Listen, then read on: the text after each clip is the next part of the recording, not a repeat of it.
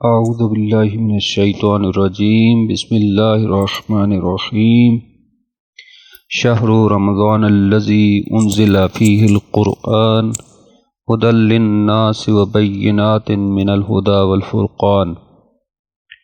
20ویں روزے اور 20ویں پارے کی خلاصے اور اہم نکات کے ساتھ آپ کی خدمت میں حاضر ہیں۔ اس پارے کے 3 حصے ہیں۔ سورہ نمل کا بقیہ حصہ، سورہ قصص مکمل ہے اور سورہ عنکبوت کا ابتدائی حصہ ہے۔ 20ویں پارے کا آغاز سورہ نمل کے بقیہ حصے سے ہوتا ہے اور شروع میں ہی اس سورے میں توحید کے حوالے سے بیان ہے۔ بڑی وضاحت کے ساتھ اپنی قوت تخلیق اور توحید کا ذکر کیا ہے۔ ارشاد ہے کہ اس کے سوا کون ہے جس نے زمین و آسمان کو بنایا اور آسمان سے پانی کو اتارا، جس کی وجہ سے مختلف قسم کے باغات اگتے ہیں، اور کون ہے جس نے زمین کو ٹھہرایا ہوا ہے اور اس میں پہاڑوں کو لگایا اور اس میں نہروں کو جاری کیا۔ کیا اللہ کے سوا بھی کوئی الہ ہے؟ پھر پوچھا کہ اللہ کے سوا کون ہے جو بے قراری کی حالت میں کی گئی دعاؤں کو سننے والا ہے؟ امن یجیب المضطر اذا دعاہ ویکشف السوء، جو تکلیف جب پہنچتی ہے تو اس کو دور کرنے والا ہے۔ اور اللہ کے سوا کون ہے جو خشکی اور رات کی تاریکیوں میں انسانوں کی رہنمائی کرنے والا ہے؟ اور کون ہے جو خوشخبری دینے والی ہواؤں کو بھیجنے والا ہے؟ کیا اللہ کے سوا بھی کوئی معبود ہے جو تخلیق کا آغاز کرنے والا ہو اور دوبارہ اس کو زندہ کرنے والا ہو؟ اور کون ہے جو زمین و آسمان سے رزق عطا کرنے والا ہو؟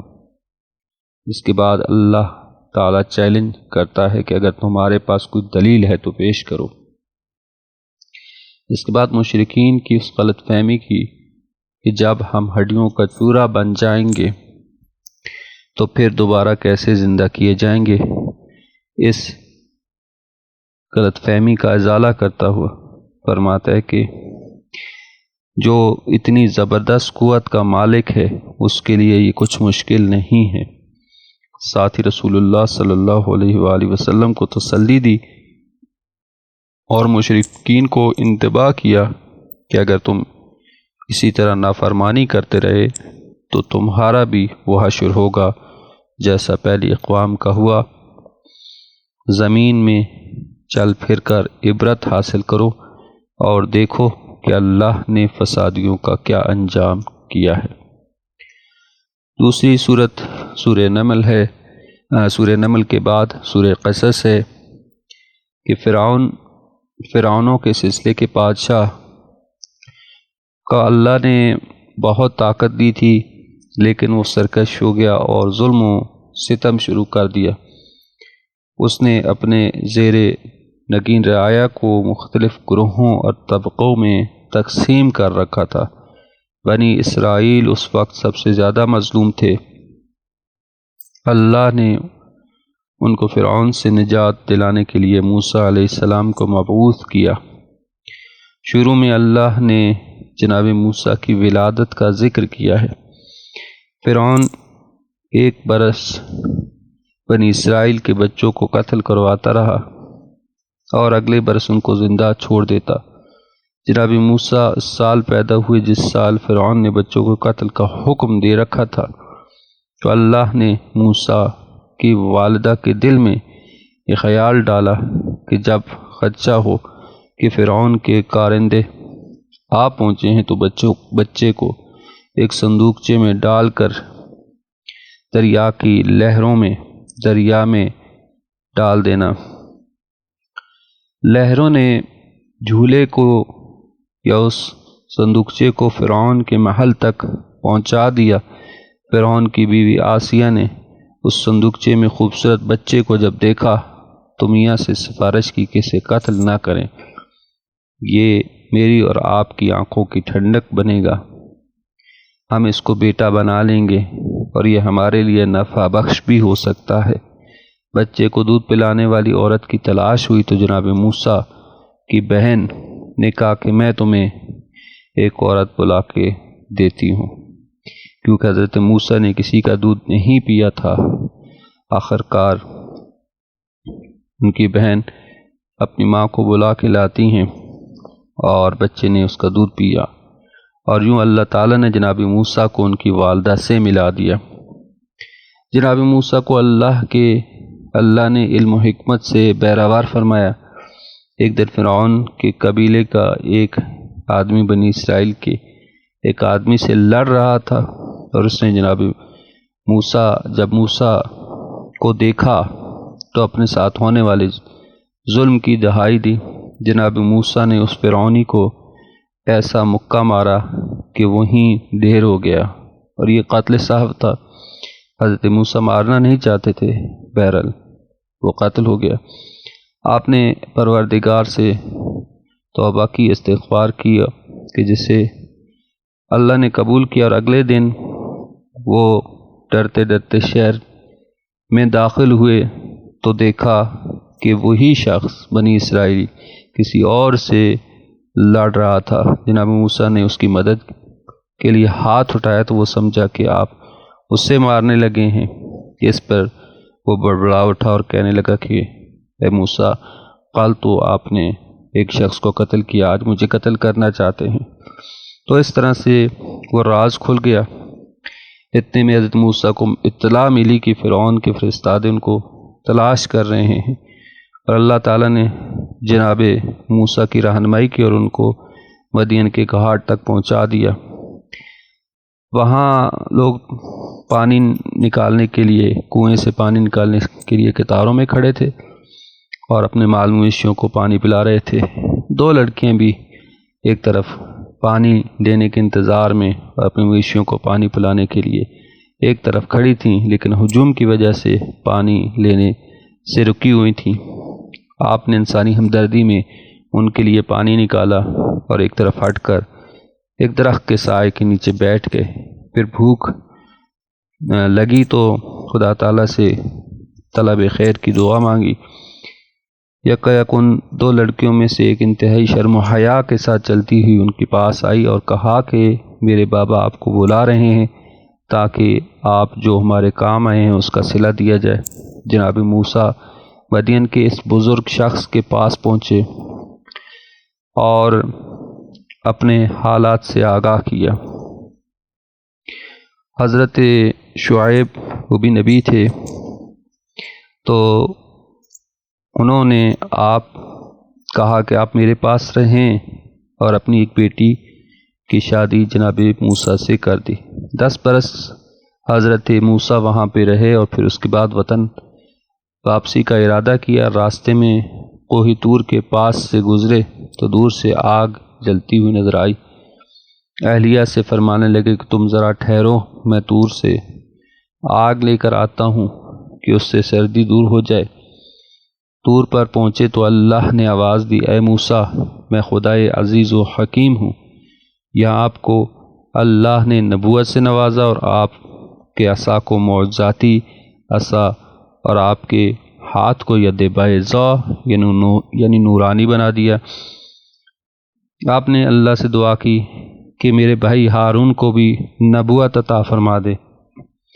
یہ دعا قبول کر لی گئی۔ جناب موسیٰ فرعون کے پاس جاتے ہیں۔ حضرت ہارون اور حضرت موسیٰ دونوں فرعون کے پاس دعوت دین لے کر پہنچے تو اس نے دعوت کو قبول کرنے سے انکار کر دیا۔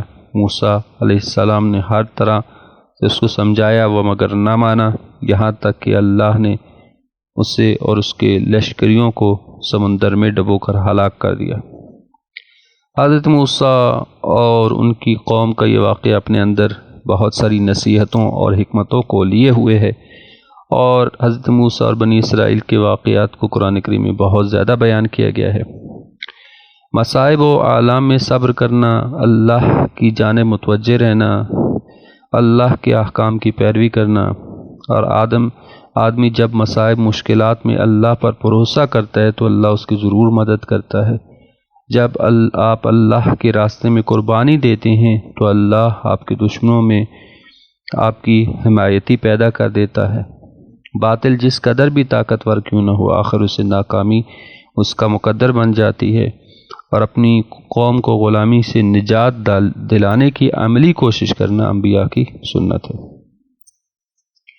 اس کے بعد اللہ نے سرمایہ داروں کی تنبیہ کی غرض سے قارون کا قصہ ذکر کیا ہے کہ جو بہت زیادہ مال کا مالک تھا، اور اس کے خزانوں کی کنجیاں اتنی زیادہ تھیں کہ ایک جماعت اٹھایا کرتی تھی، لیکن جب اسے غرور آیا اور غرور کرنے لگا، تکبر کرنے لگا اور زمین میں فساد کرنے لگا تو اسے روکا گیا۔ تو اس نے کہا کہ یہ تو میرا مال ہے جو مجھے میری دانش کے بدلے میں ملا ہے، میں اسے جیسے چاہوں استعمال کروں۔ اس سرکشی پر اللہ نے اسے خزانے سمیت زمین میں دھسا دیا، اور اس کے بعد اللہ نے سب باتوں کی ایک بات فرمائی کہ آخرت کا گھر ہم نے ان لوگوں کے لیے تیار کر رکھا ہے جو بڑا بننے، تکبر کرنے اور زمین میں فساد کرنے سے رک جائیں۔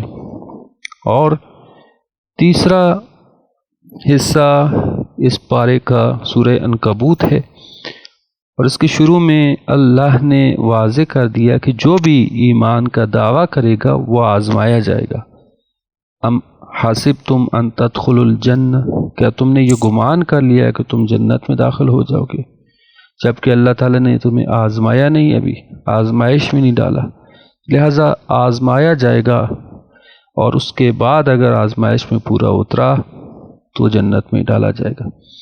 اور یہ بات واضح کی گئی کہ کون کھرا ہے اور کون کھوٹا ہے، اور ہمیشہ سے ایسا ہی ہوا، اللہ تعالیٰ آزماتا ہے کہ جو لوگ ایمان لائے وہ آزمائے گئے۔